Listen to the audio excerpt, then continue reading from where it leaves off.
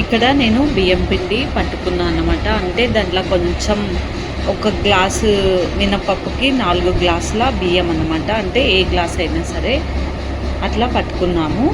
Next వచ్చేసి ఇక్కడ వామ తీసుకున్న, మిర్చి పౌడర్, అల్లం వెల్లుల్లి పేస్ట్, పసుపు, ఉప్పు అనమాట. తర్వాత మనము ఈ అమూల్ బటర్ని వేడి చేసుకొని దీనిలో పోసేసుకోవాలి. ఇప్పుడు వేడి చేసుకొని పోసుకుందాము. ఇప్పుడు ఇది బటర్ని మనం వేడి చేసుకొని అందులో పోసేసుకుందాం.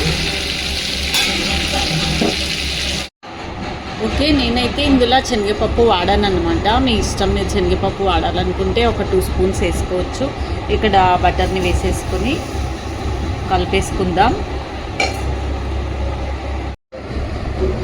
ఓకే, ఇది మొత్తాన్ని ఫస్ట్ కలుపుకోవాలన్నమాట. మనము కలుపుకున్న తర్వాత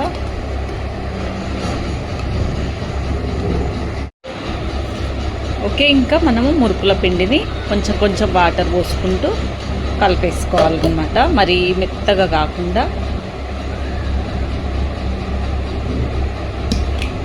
ఇది మొత్తం కలిపేసుకుందాం. ఇది మొత్తాన్ని కలిపేసుకొని ఒకసారి ఉప్పు కూడా చూసుకోవాలి మనము.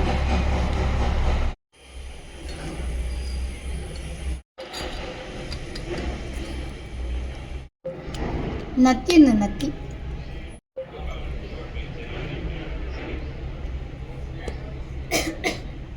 ఇట్లా చేసిన రాత్రి 9 గంటల చూసి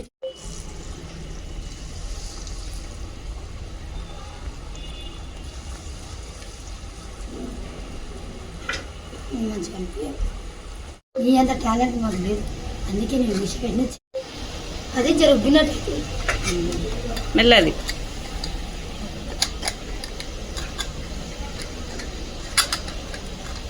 ఇట్లగడే చేసిన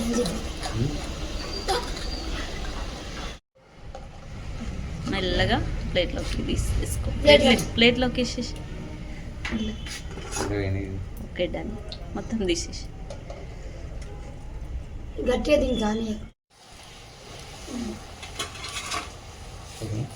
ఇప్పుడు ఆరింది ఒకటి తిని చూడక తెలుసు. టేస్ట్ చేద్దాం.